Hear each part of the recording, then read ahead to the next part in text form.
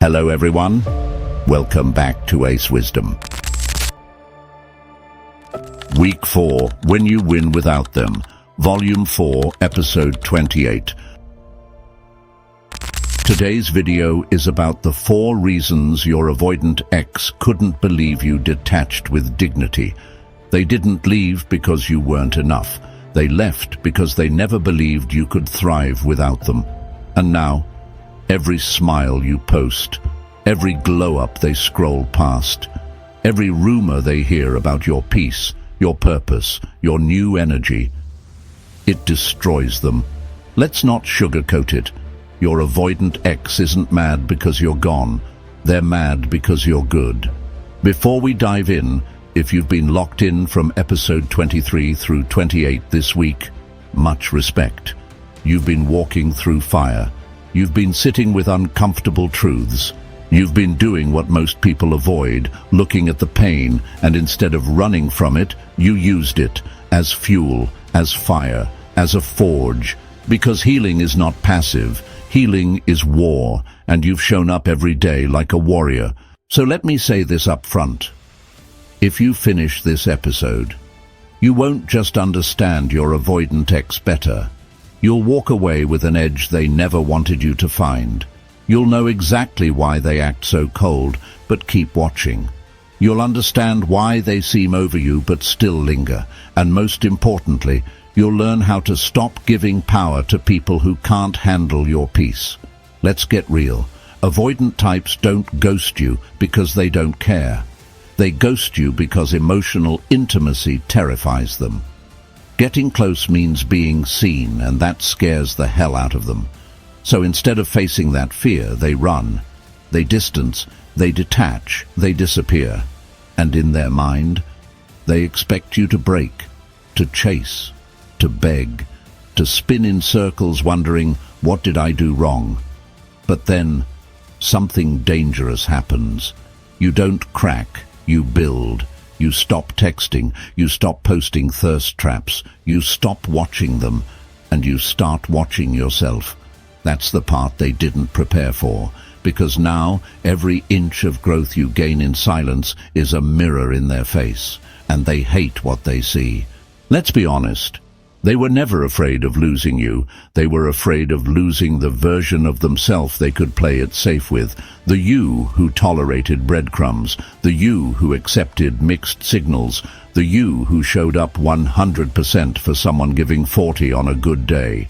But this version of you, the centered, happy, peaceful, powerful version, that version is unreachable. That version is dangerous. Not to others, but to the stories your avoidant ex told themselves to justify leaving you behind.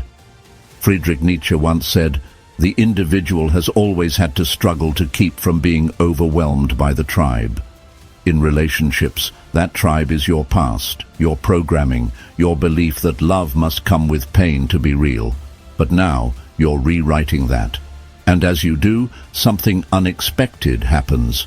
Your ex watches from the shadows, smiling online, pretending to move on. But inside, they're wrestling with a storm of, how did they get so strong? Why do they look happier now? What if I made the biggest mistake of my life? But pride won't let them say it. Fear won't let them admit it. So they sit there, scrolling in silence, judging you in silence, regretting in silence. And you know what? That's not your burden anymore. So why are they really bothered? Not because you moved on, but because you moved on without spiraling, because you found clarity instead of chaos, because you learned how to love yourself instead of begging them to do it, because the version of you they see now is the version they never had the courage to grow beside. And now, they don't have access, they can't manipulate it, they can't reach it. You're no longer their emotional safety net. And for someone who avoids emotional accountability, that's terrifying. So in this episode, I'm going to break down the top 5 psychological reasons your avoidant ex hates seeing you happy, and why your glow-up triggers them in ways they can't even explain. But listen closely. Point number 4 contains the secret mantra, and the first person to comment it below gets pinned to the top of this video.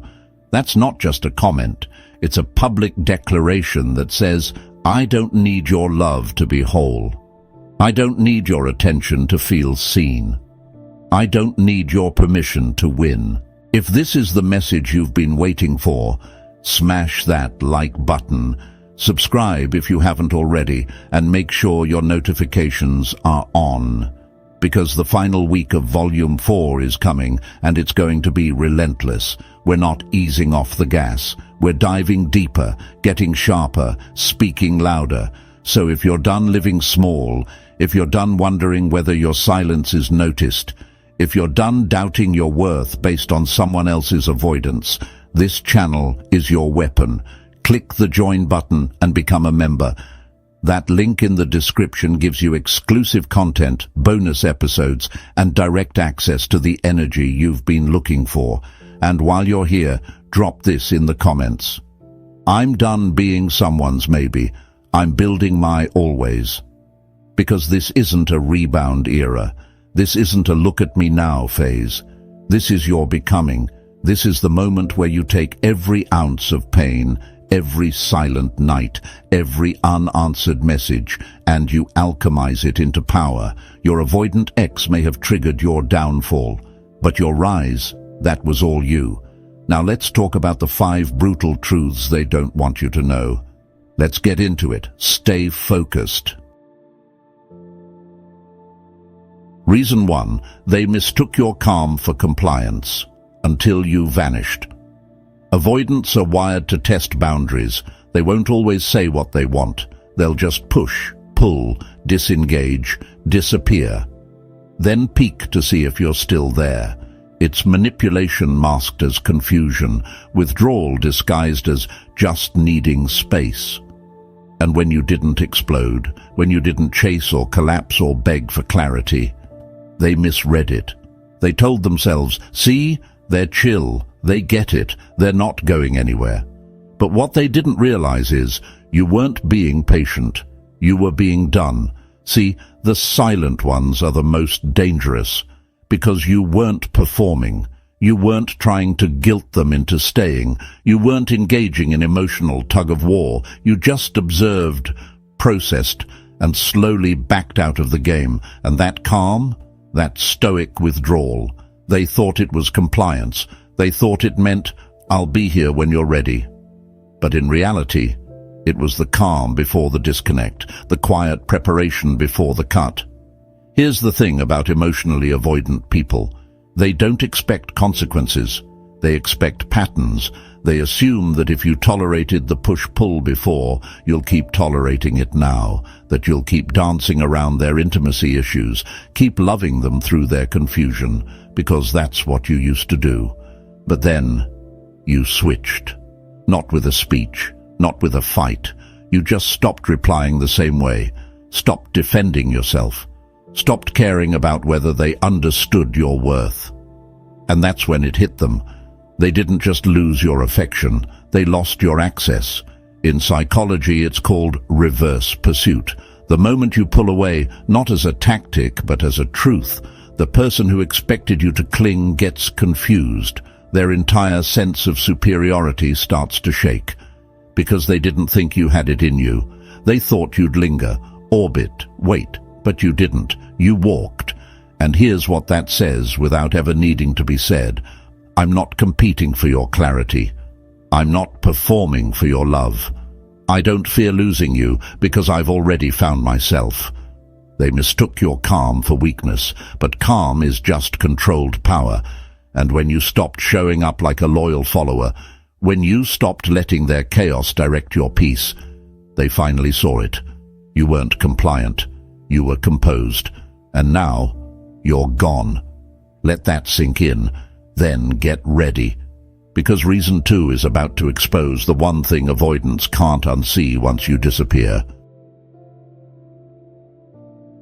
Reason 2. They saw you move on. Without needing to prove anything. Avoidants are addicted to emotional superiority.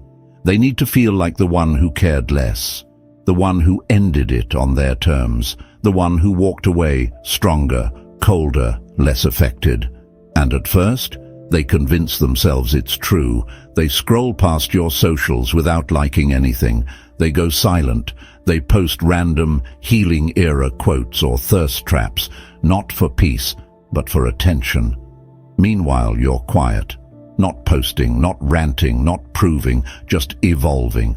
And then, out of nowhere, they check in, not directly, but through that sneaky story view, that anonymous "who's watching me now" urge. And what do they see? Nothing. No glow-up selfie parade, no rebound, no sad captions begging to be interpreted, just stillness. You weren't trying to win the breakup, you were actually healing. That's when panic sets in, because in the avoidant mind, love is a power game, and to them, detachment only has value if it's performative. So when you don't try to prove how great you're doing, when your silence isn't loud, just genuine, they feel something they weren't prepared for: irrelevance. They realize, wait, they didn't just move on, they moved up, and they didn't even need me to see it. Let's get real. Most people move on out of ego. They post cryptic captions, they hook up, they force a smile in every picture, just to say, look, I'm better off. But you went underground, you disappeared, not out of pain, but purpose. Because real healing doesn't ask to be witnessed. It doesn't broadcast itself. It doesn't beg for likes or reactions. It just happens. And avoidants don't know how to handle that. Because now they're the one watching. They're the one wondering. They're the one chasing emotional clarity, while you've already found yours. The philosopher Epictetus said, "Freedom is the only worthy goal in life. It is won by disregarding things that lie beyond our control." That's exactly what you did. You stopped trying to control how they viewed you, stopped performing pain or progress for their attention.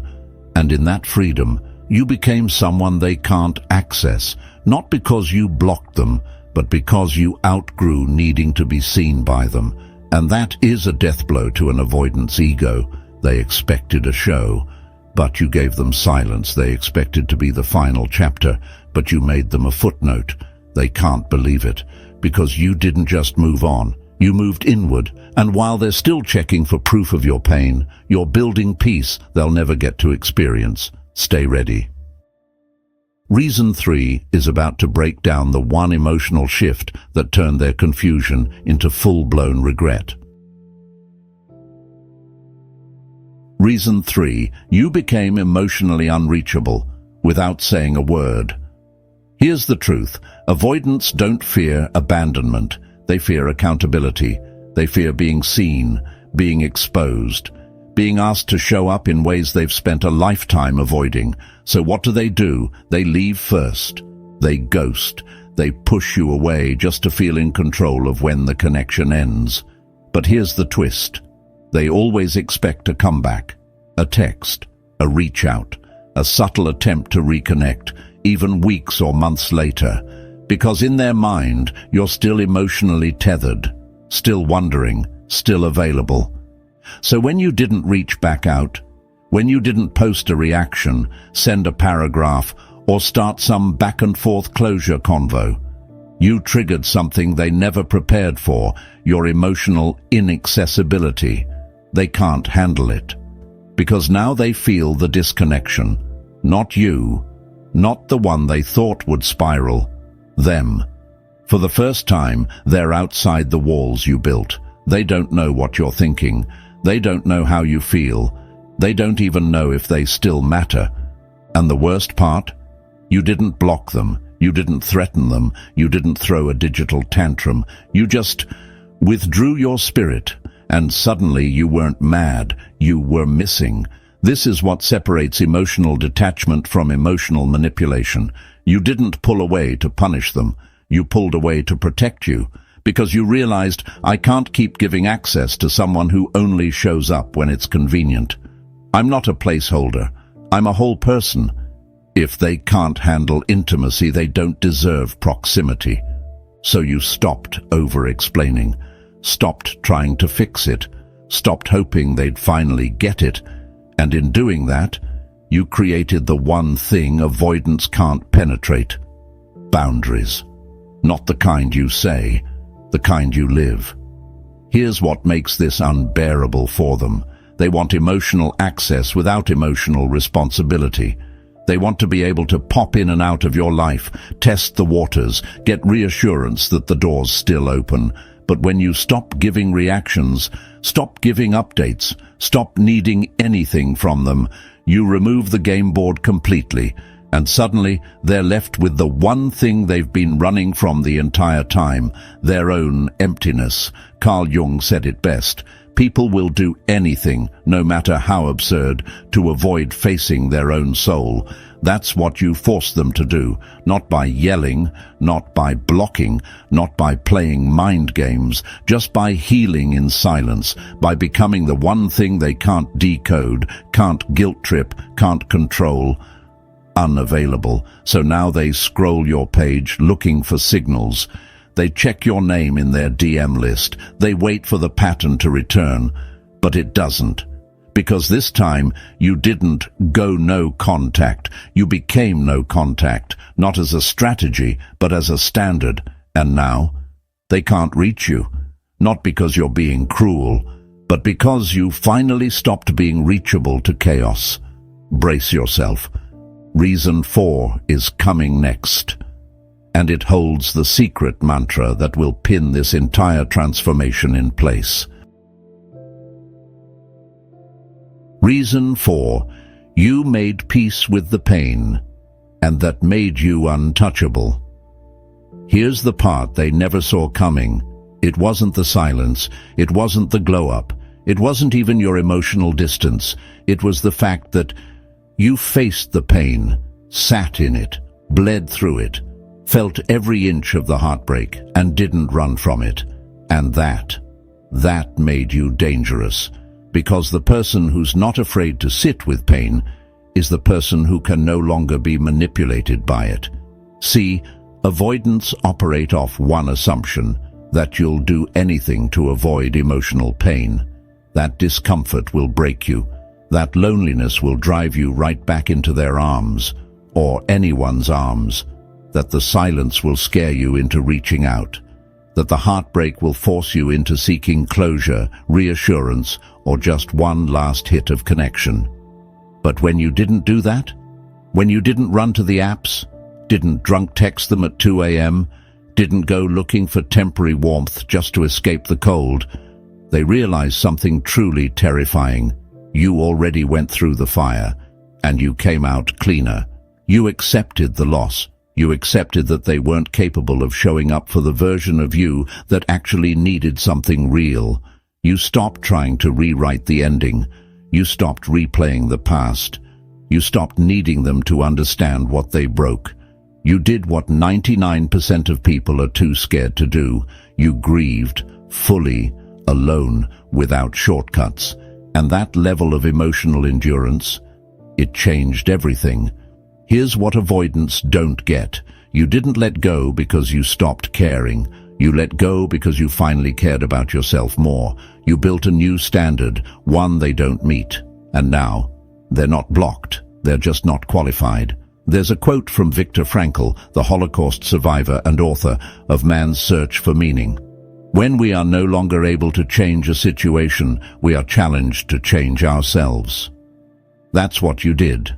You couldn't change them. You couldn't force them to grow. You couldn't beg them into consistency. So you changed you. You let the pain do its job, not to destroy you, but to rebuild you. And that version of you, that quiet, composed, self-respecting version, is untouchable. Not because you're cold, but because you've seen the inside of heartbreak and made peace with it. That's what leaves your avoidant ex stunned, because they expected to haunt you. But all they did was awaken you. They thought they'd live in your head forever. Now they realize you live rent-free in theirs. And now it's time. Drop this secret mantra in the comments right now. I faced the pain. Now I own the peace. Let that be your flag in the ground, your turning point. Your reminder that emotional resilience isn't just powerful, it's magnetic. First person to comment that mantra, I'll pin it myself. And if you felt this episode, hit that like button, share it with someone healing in silence, subscribe and turn on notifications for the final week of Volume 4. Join the channel membership, links in the description. This isn't about revenge, it's not about showing them what they lost, it's about showing yourself what you finally found. Peace, power, and a version of you they'll never have access to again. Let that sink in. Now, go be the storm they never saw coming. And there it is, 4 brutal truths that hit harder than closure ever could. They didn't expect you to walk away like that, not gracefully, not quietly, not without drama, but you did. You detached without screaming, you healed without announcing, you transformed without asking for applause. And that's the kind of power no avoidant ex knows how to process, because it's the one thing they never imagined you'd reclaim. Your peace. They expected to be the chapter you'd always reread, the wound you'd never close, the person you'd always wonder about. But now, they're not even part of your plot anymore, because you've stopped reading the story and started writing the next one. Let this episode be your line in the sand, because the old version of you, the one who over-explained, who fought to be seen, who begged for breadcrumbs, dead, gone, buried under the strength you earned in silence. If this hit deep, here's your mission. Like this video if you've detached with class. Share it with someone who needs to remember who the hell they are. Subscribe so you don't miss the final week of Volume 4, because we're about to expose the moment the avoidance spirals for good. And if you want to dive deeper, if you're ready to go beyond the algorithm and join the real inner circle, join the channel membership, links in the description, bonus videos, private drops, raw game, no filters. And finally, if you haven't already, drop that mantra from Reason 4 in the comments. I face the pain, now I own the peace. Let it echo, let it land, let them watch you rise in silence. Because now, you're not chasing love. You are the closure. See you in the next episode, and until then, detach with dignity, move with purpose, and never apologize for healing in peace.